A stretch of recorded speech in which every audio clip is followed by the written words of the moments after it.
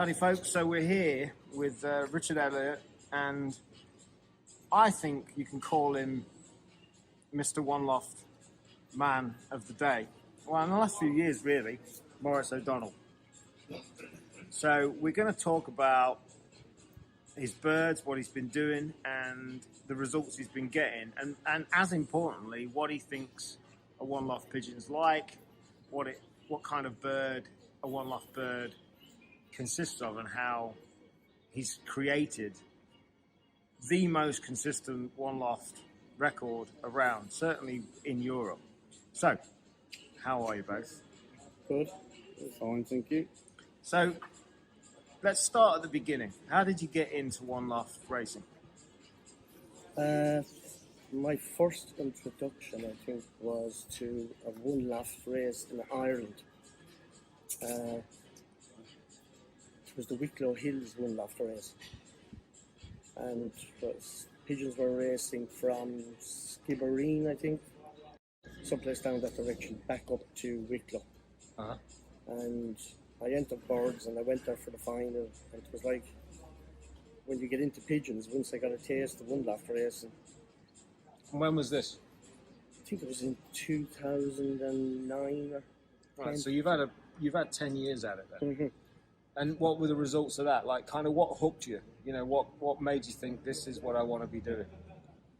Because I had my own pigeons racing, but I originally bought them to race long distance. And where I'm based in Ireland, we couldn't get long distance on the land. We had to go over the channel. And I wanted to test the birds. Mm-hmm. So I started looking then for longer one loft races. Test strain of pigeons to see if they were as good as I hoped. And then I started sending to one loft races in the UK, and then the $1 million race. When did you first send to the $1 million? In 2011. And I dreamt of having a pigeon just to get to the final. That was my ambition. And in 2011, I had one pigeon went to the final, and he clocked in 110th position.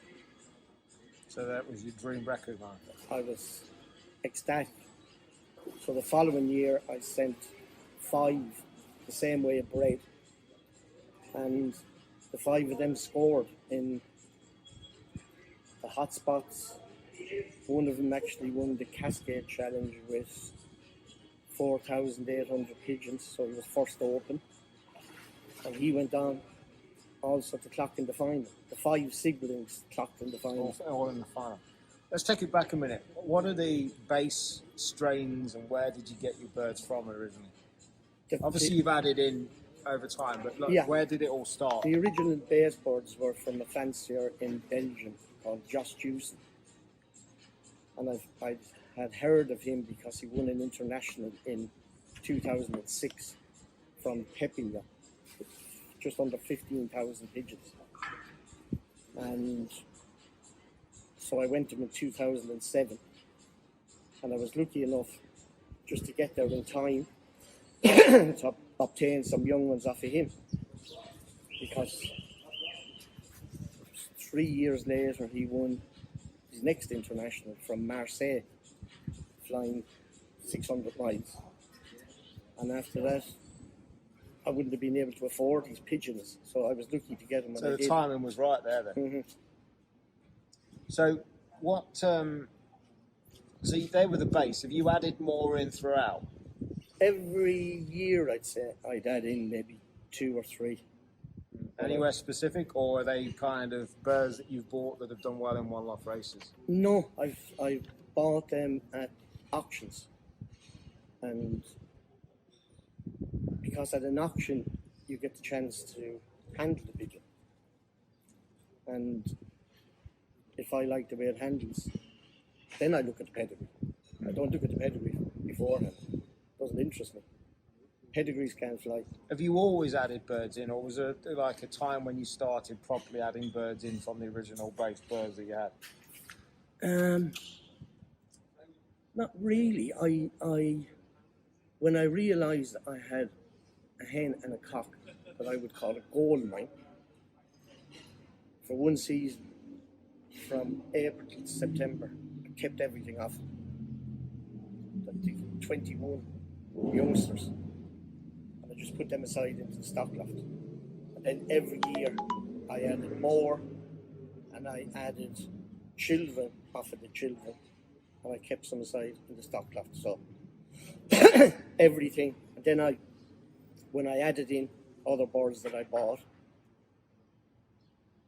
I still knew that every youngster would have 50% of the blood of the original line. But the crosses seemed to work because my results started improving. Yeah. And when do you reckon they start, in your head, when was the year that they really started kicking up a gear? 2012 $1 million. The $2012 million, that was fantastic. And does that coincide with bringing these one-loft birds in and crossing them in? I mean, is that what I'm trying to get at, is bringing these other birds in that have done well, the birds that you've been buying in auctions, was that the kind of around the time where it actually started getting even better? Yeah, when I introduced a few other ones. So it follows that. It follows that pattern. Richie, you've been involved in one-loft races from the beginning in Europe. Tell people about my involvement. experience. Well, I started pigeons 25 years ago when right away I got involved with one-loft racing. Did a little one-loft race in my own loft amongst locals, £50 a pigeon. And that really got me the bug for one-loft racing. Did my own one-loft race, Southwest one-loft race for 8 years. Tough race across the English Channel, 300 miles. And went up to the east to west as well, Great Yarmouth, 300 miles. I always think 300 miles is a good test with the pigeons. Did it for 8 years, very successful. Maurice did very well in my race, especially when we went down south to tours, obviously attacking the English Channel. And I've just followed it all around the world. And recently, I had a couple of years out, got back into it recently, and Maurice's name just keeps popping up everywhere. Charlotte Davies. He's got to be the number one in Europe at the moment. What do you think his key to his success is? I mean, obviously we've talked about him crossing birds in and putting auction birds. What do you think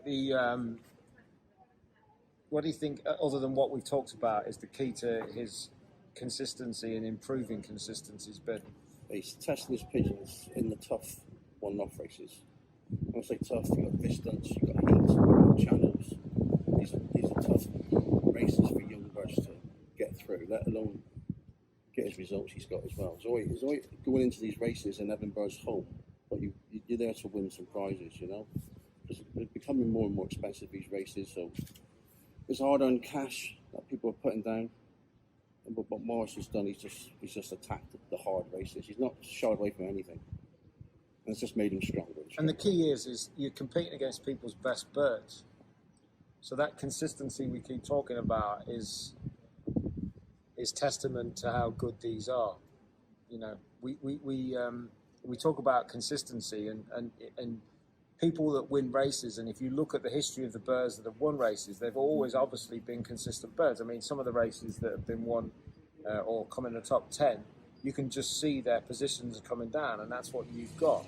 And we spoke before about, with the consistency you've got over the period you've done it, it's only a matter of time until those birds are going to be, I mean, we'll talk about it in a little while, but this weekend that you've been doing, but your positions are coming down in numbers, and that's what.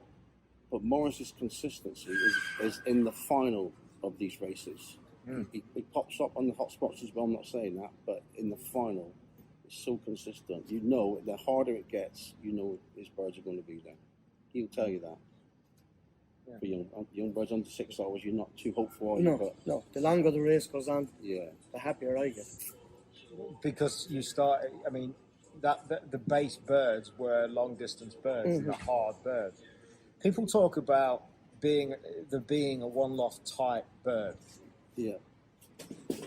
What do you reckon that type of bird is based on everything that you've known?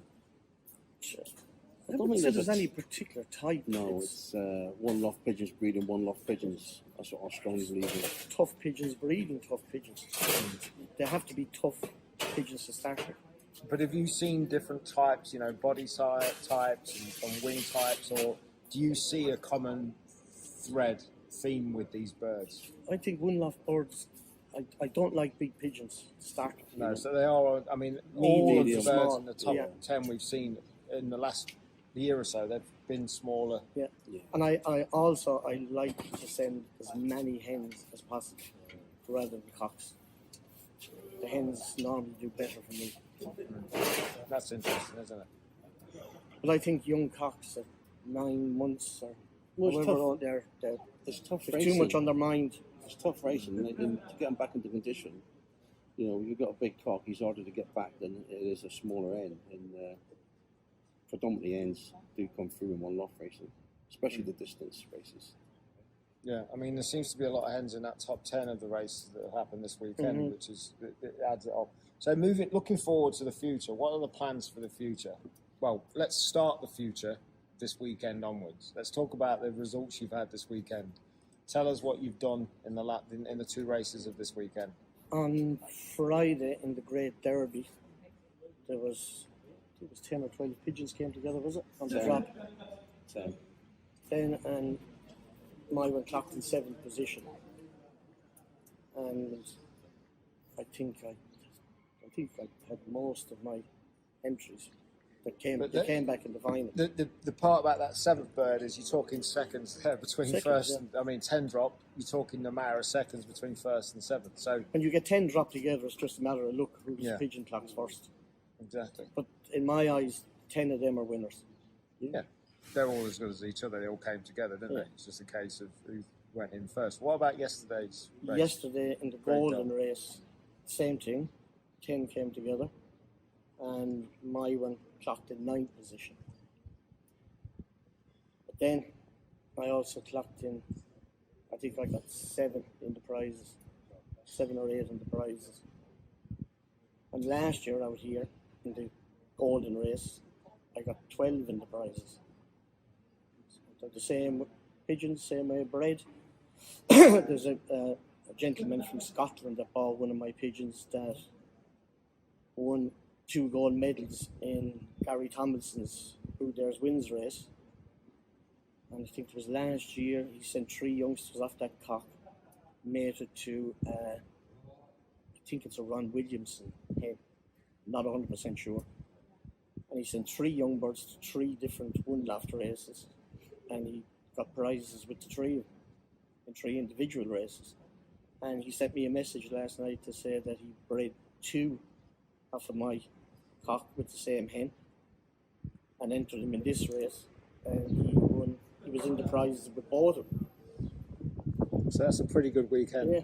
And then there's also a couple of guys from Dublin that bought youngsters off me to specifically enter here in the golden race, and they scored in the prize money as well. So moving forward with the future, what are your plans? Are you going? Obviously, you're going to carry on and Carry on, because I love it. I love it. But you're going to be entering more races, more birds. You're in syndicates as well, aren't you? You know, you've got a lot of syndicate action there. So, what syndicates are you working with at the moment? Well, one of the syndicates is my own family, and some of the lads back at home that work for us. They don't keep pigeons, But they're involved. but they're involved. They don't have time to keep pigeons. I'm a hard guy to work for, so they don't have much time on their hands. So they look after things while we're on holiday out here, and they like to get involved.